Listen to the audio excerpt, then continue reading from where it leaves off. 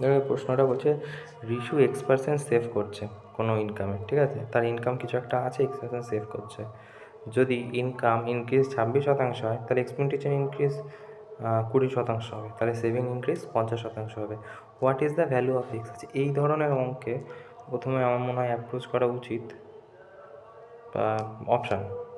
কেন বলছি দেখো, বলছে রিশু সেভ করছে X% ইনকাম, ওকে। আমরা জানি না আমরা এখান থেকে ধরো ফার্স্টের অপশান তুলে নিচ্ছি, 10% সেভ করছে, ইনকাম, এক্সপেন্ডিচার, সেভিংস, এটাই তো হয়।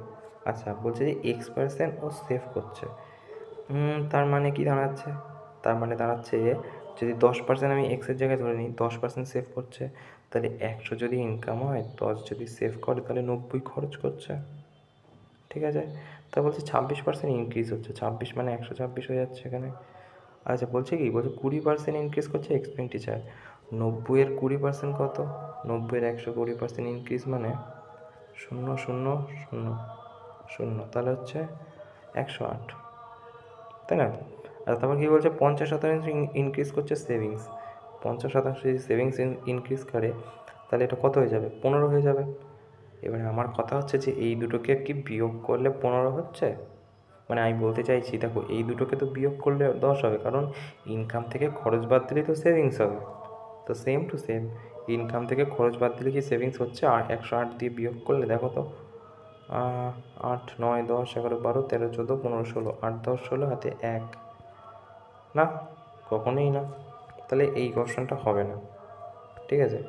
আচ্ছা তারপরে যদি আমি সেকেন্ড নিই,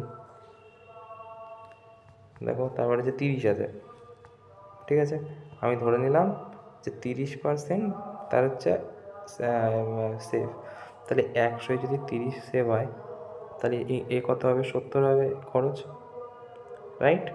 তারপর কি বলছে? বলছে যে ইনক্রিজ হচ্ছে 26, তাহলে সে 126 হয়ে যাবে এটা। তারপর বলছে যে 20% এক্সপেন্ডিচার ইনক্রিজ, 20%, 70-এর 20% কত?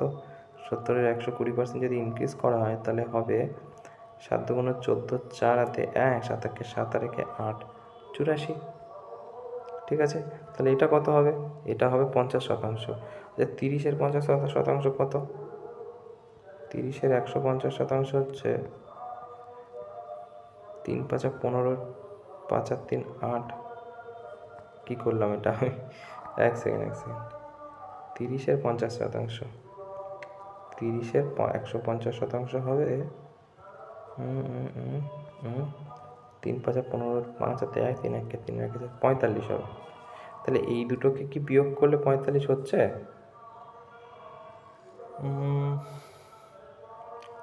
হবে না, কারণ 84-কে যদি বিয়োগ করি 4 5 6 হচ্ছে না।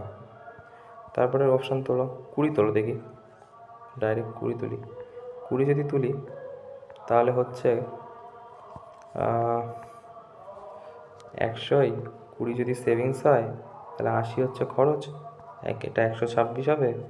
তারপর হচ্ছে 20%, 80-র 20% হচ্ছে 80-র 20, 0 0 0, 8 দুগুণ 16, 6 হাতে 1, 8 1 8, 96 হবে এটা।